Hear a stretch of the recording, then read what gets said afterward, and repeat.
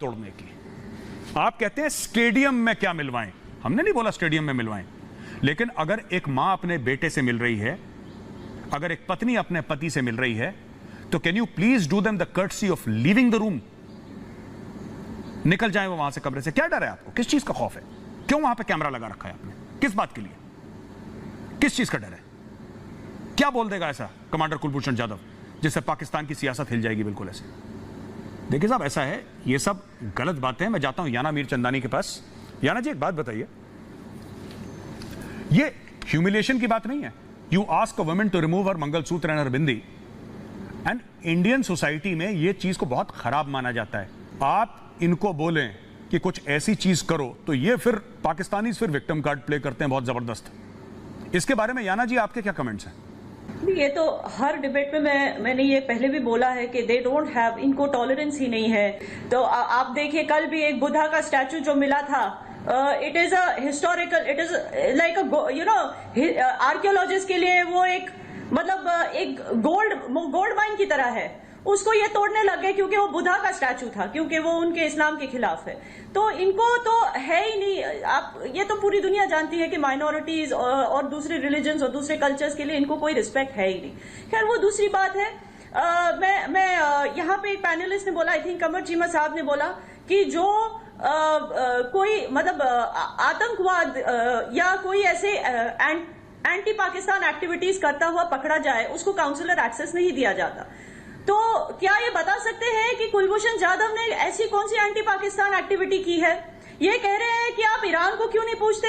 Iran को तो पाकिस्तान ने पूछा था। वहां की गवर्नमेंट तो अभी तक ये स्टेटमेंट दे ही नहीं रही है कि कुलभूषण जाधव ने कभी भी इलीगल तरीके से पाकिस्तान में एंट्री की थी या नहीं की थी ईरान से। उन्होंने तो ऐसा कोई स्टेटमेंट अभी तक दिया नहीं।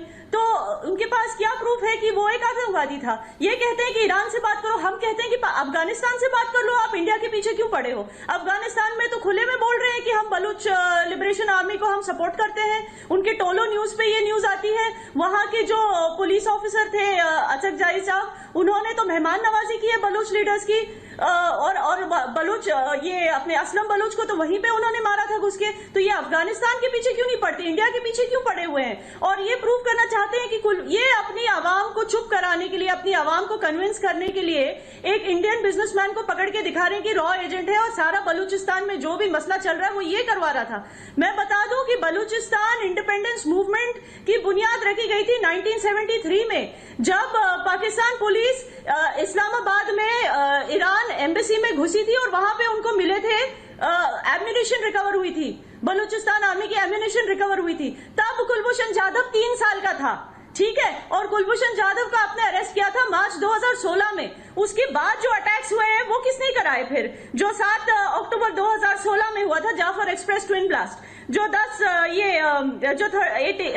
पे 2017 में हुआ था ग्वादर में मोटर बाइक अटैक, जो 14 अगस्त 2017 में हुआ था ये हरना में रोड साइड बॉम्ब ब्लास्ट, जो 23 नवंबर में 2018 में हुआ था चाइनीज काउंसुलेट कराची में अटैक, जो 11 मई 2019 में हुआ था ये ग्वादर के पर्ल कॉन्टिनेंटल होटल में अटैक, जो 29 जून 2020 को हुआ था कराची स्टॉक एक्सचेंज में अटैक।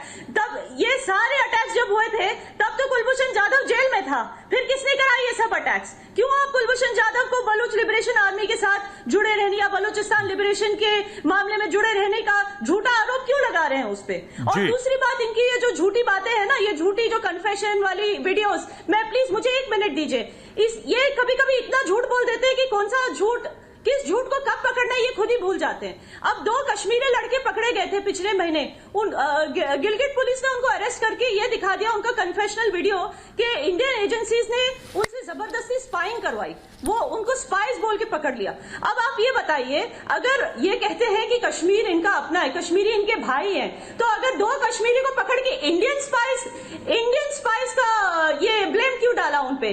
और इनके घर वालों का कहना है कि 2 सालों से ये घर छोड़ के बाहर गए हैं काम करने के लिए। तो क्या 2 साल तक ये वेट कर रहे थे कि पाकिस्तान की सियासत इनको पकड़ के अरेस्ट कर ले?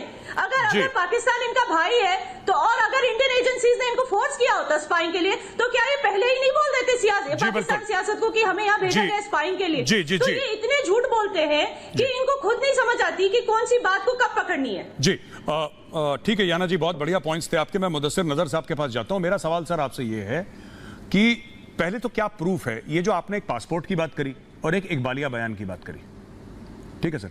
अब याना जी का कहना है कि बीएलए के साथ आपने जोड़ दिया, ऐसा आपने क्या एक टाइप का जेम्स बॉन्ड टाइप का फिगर बना दिया out of thin air Pakistani media में। पाकिस्तान में तो वैसे भी जो आर्मी बोलती है उसको मानते हैं कि भाई भगवान ने ही बोल दिया है, तो सब फौज को तो कोई कॉन्ट्रडिक्ट करता नहीं पाकिस्तान में। जो कॉन्ट्रडिक्ट करता है तो मर जाता है, या उसकी छाती पे गोली पड़ जाती है, या फिर उसको गायब कर दिया जाता है। आप एक बात बताइए सर, आपके पास प्रूफ क्या? अभी तक मुझे यह समझ में नहीं आया, because we live in a democracy, unfortunately you don't. We live in a democracy और यहां पे तो लड़ाइयां हो जाती हैं सड़क पे लोगों की। भाई प्रूफ क्या है? आप प्रूफ करिए। प्रूफ कैसे कर रहे हैं आप? मुझे आप एज अ लॉयर बताइए कि आप किस चीज को प्रूफ मानते हैं कुलभूषण जाधव के खिलाफ? आपके पास एक पासपोर्ट है। मैं आपसे, अच्छा let me be the devil's advocate sir, Mudassir नजर साहब, let me be the devil's advocate, ठीक है? मैं ये कहता हूं, एक मिनट सर, एक मिनट मेरा सवाल सुन लें। मैं ये कहता हूं, एक मिनट साहब, let me complete my question sir. मेरा ये आपसे सवाल है कि मैं ये कहता हूं एज अ डेविल्स एडवोकेट, मैं ये कहता हूं कि जनाब इकबालिया बयान झूठा है क्योंकि एक आर्मी ऑफिसर के सामने लिया गया, पाकिस्तानी आर्मी ऑफिसर के सामने लिया गया, नंबर 1। जज का नाम किसी को नहीं पता, चार्जशीट किसी ने नहीं देखी, वकील कौन है किसी को नहीं पता, यह कोर्ट कहां पे था किसी को नहीं पता, और जिसके बारे में कुछ नहीं पता आपने चिपका दिया एक कि यह साहब टेररिस्ट है, स्पाई है, जो भी है। पहली चीज ये किसी को नहीं पता, हमें तो नहीं पता कौन जज है, कौन लॉयर है, कौन फ्रेंड ऑफ द अक्यूज्ड है। मिलिट्री के बारे में थोड़ा बहुत नॉलेज मुझे भी है, कम है, लेकिन इतना पता है कि everybody is given a fair trial.